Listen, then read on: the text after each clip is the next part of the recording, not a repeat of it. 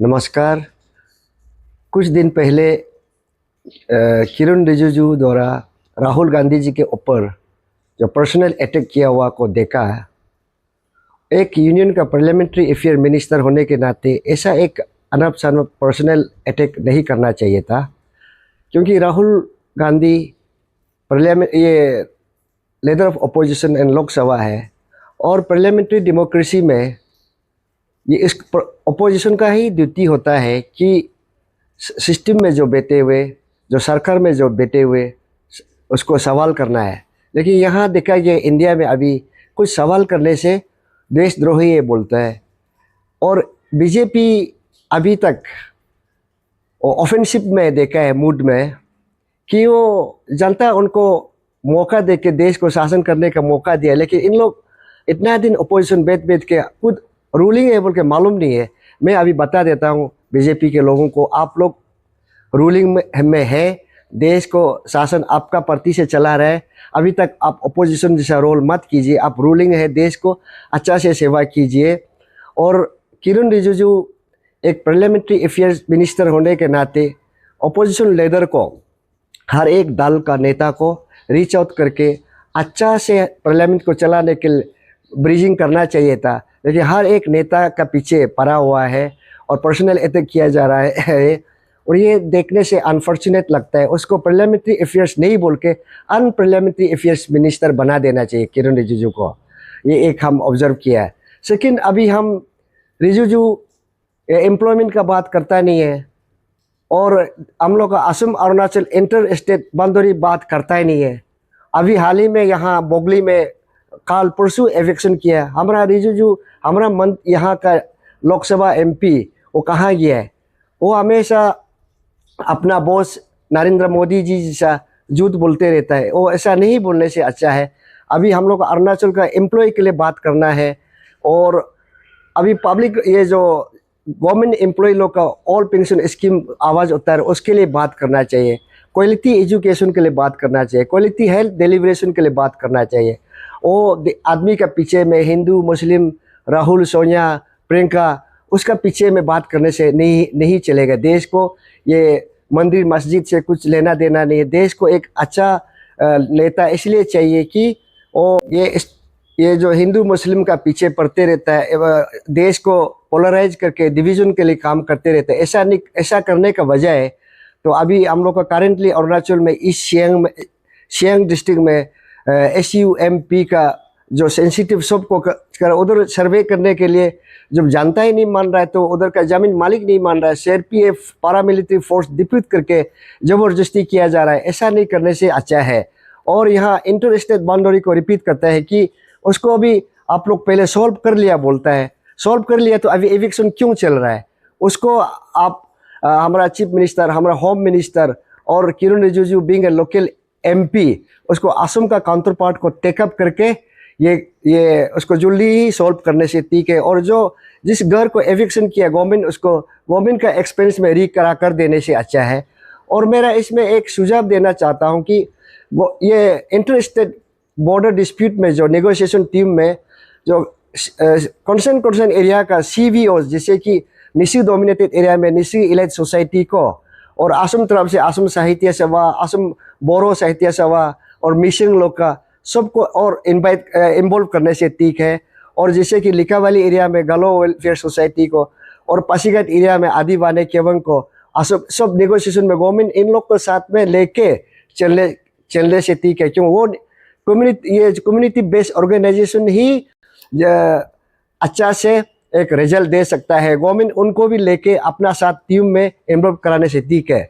और opposition parliamentary form of democracy में opposition ही government को सवाल करना है। यहाँ बीजेपी तो उल्टा, बीजेपी ही ऑफेंसिव मोड में रह के कांग्रेस को अटैक करते जा रहा है, कांग्रेस को उल्टा सवाल करते जा रहा है। ये अनफॉर्चुनेट है। और बीजेपी शायद मालूम नहीं है कि आज तक इन लोग रूलिंग में है बोल के मालूम नहीं। मैं अभी दोबारा बता देता हूँ, वो अपोजिशन में नहीं है, रूलिंग में है। और आप सत्ताधारी है, सरकार आपका हाथ में है, देश को चलाना आपका हाथ में। आप नरेंद्र मोदी जी और उनके टीम डीमोनेटाइजेशन का इफेक्ट क्या एडवांटेज हुआ है, क्या बेनिफिट हुआ है देश को बताइए। वो नहीं बता रहा है। और आपका 2 करोड़ जो एनुअली जो आपने स्वदेश के सामने बताया है, तो अभी 11 इयर्स में 22 करोड़ गवर्नमेंट यूथ को नौकरी देना चाहिए। वो अभी तक उसका स्टेटस बताइए, जनधन योजना का स्टेटस बताइए, 15 लाख पर अकाउंट में देगा बोल उसका अकाउंट्स बताइए, और फार्मर्स का एमएसपी बढ़ा ये देगा बोल के उसको बताइए, एम्प्लॉय का जो ऑल पेंशन स्कीम डिमांड देश भर में डिमांड कर रहे हैं उसको दीजिए, और हेल्थ में क्वालिटी हेल्थ डिलीवरेशन और क्वालिटी एजुकेशन आप दिलाइए, और मार्केट में इन्फ्लेशन को आप चेक कीजिए, क्योंकि इंटरनेशनल मार्केट में क्रूड ऑयल का दाम इतना गिरा हुआ है।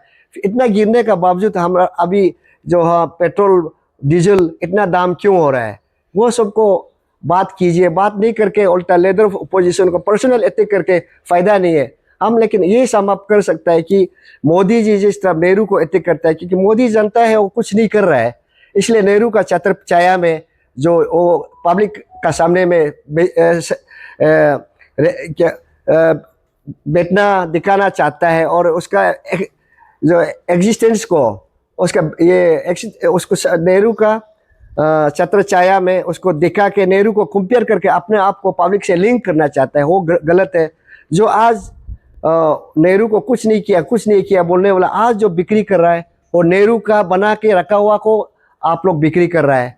और ये एक लीडर ऑफ अपोजिशन को राहुल गांधी और या एआईसीसी उसको किरण रिजिजू को रिप्लाई देना जरूरी नहीं समझता है कि हम लोग को भी ये बताता कि कोई भी मिनिस्टर, कोई भी पार्टी के अपोजिशन या रूलिंग के नेता लोग ऐसा अनब शनब इरेस्पॉन्सिबल स्टेटमेंट देने से, बेतुकी बात करने से हम लोग को जब हम मत दो तो बोलता है, फिर भी हमारा नेता को ऐसा बोलता है तो हमसे रुका नहीं गया है, इसलिए जवाब देना पड़ता है। वो जो ऐसे तो पर्सनल अटैक करने के बजाय देश के लिए, यूथ के लिए और काम करने से ठीक है। अभी हम लोग का तपीर गाँव साहब आशा पिला में इतना आर्मी चाइना का आर्मी आया है बोलता है, रिजिजू आप नहीं आया है बोलता है, आप दोनों एक ही दल का नेता है, तो किसका बात को मानेगा। लेकिन नेहरू गांधी सॉरी आपका नरेंद्र मोदी जी भी तो पहले बोला था, ना कोई आया था ना कोई इधर कुछ किया है बोला, फिर दोकलन में ऐसे होने का बावजूद भी हमारा इंडियन आर्मी को चाइनीज लोग मार के चला गया। आज भी अरुणाचल में ऐसा ही चल रहा है, उसको थोड़ा सीरियसली इंटरनेशनल लेवल में टेकअप करने से ठीक है, या देश के अंदर में वो आपस में हिंदू मुस्लिम north south east west politics नहीं करके ये चाइना का बात को सीरियसली लेना है, और पाकिस्तान का बात आप सीरियसली लीजिए, या आपस में रिलीजन का नाम पे डिवीजन पॉलिटिक्स, पोलराइजेशन पॉलिटिक्स करते रहने से नहीं होगा किरण जी।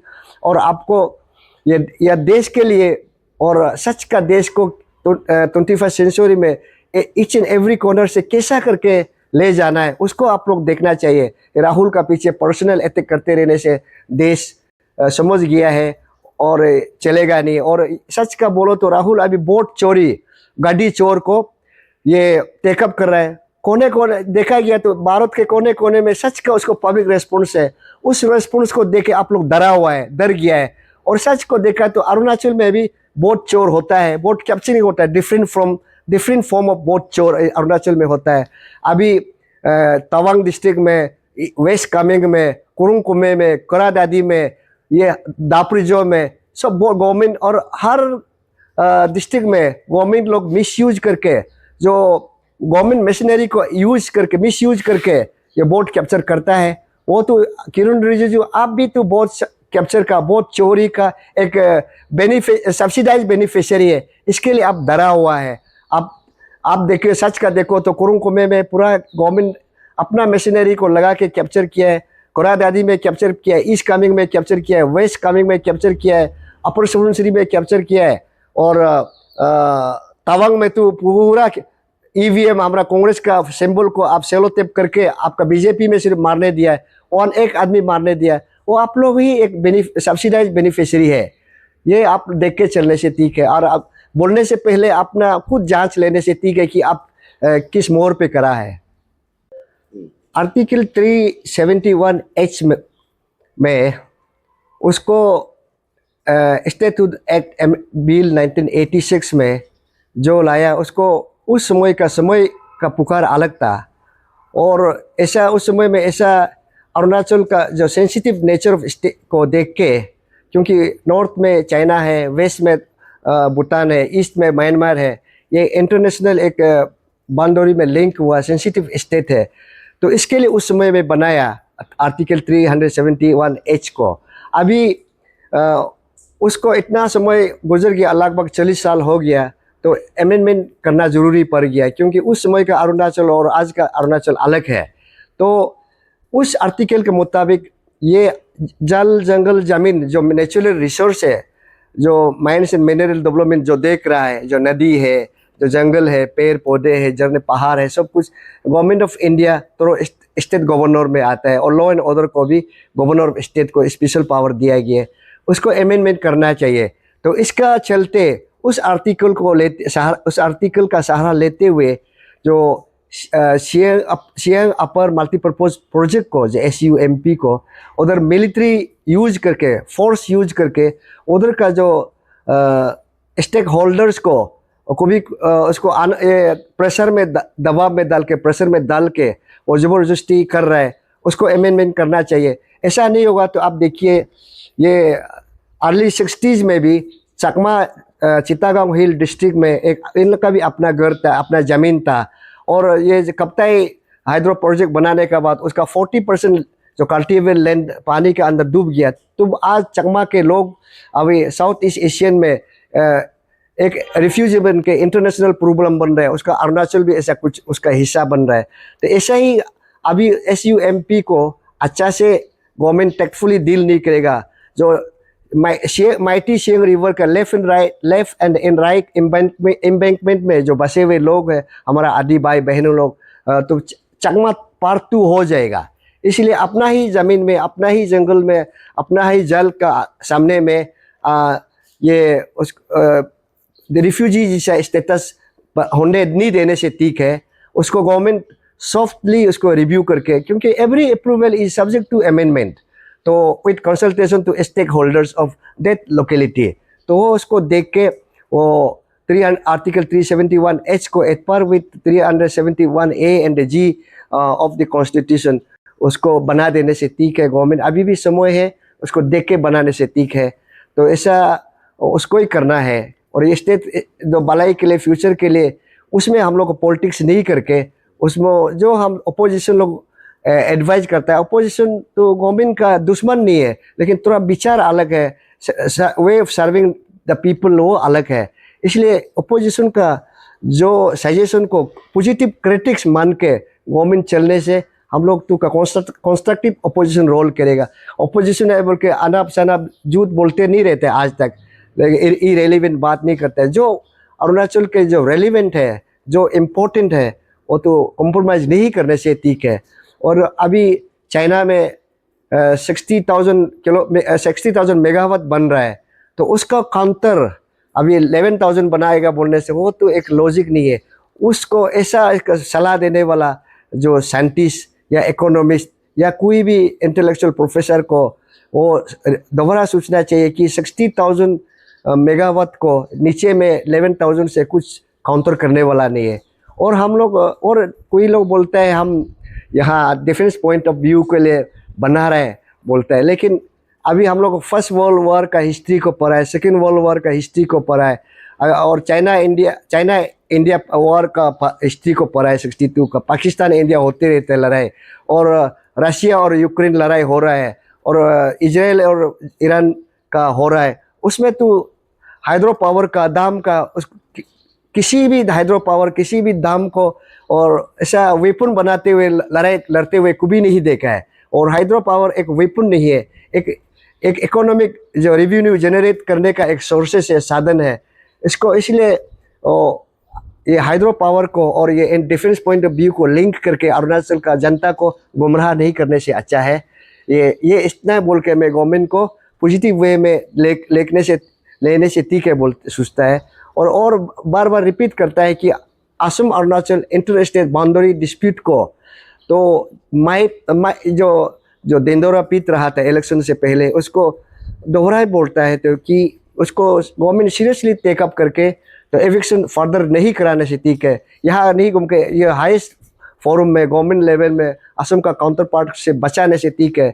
नहीं तो क्या होता है, आदमी इधर का बेहतर घर में तो इमोशनल जुड़ा हुआ है और ऐसा एक रिटेलेट करेगा तो फिर गवर्नमेंट लेवल में सच का ही प्रॉब्लम आ सकता है। ऐसा होने नहीं देने से ठीक है। Thank you.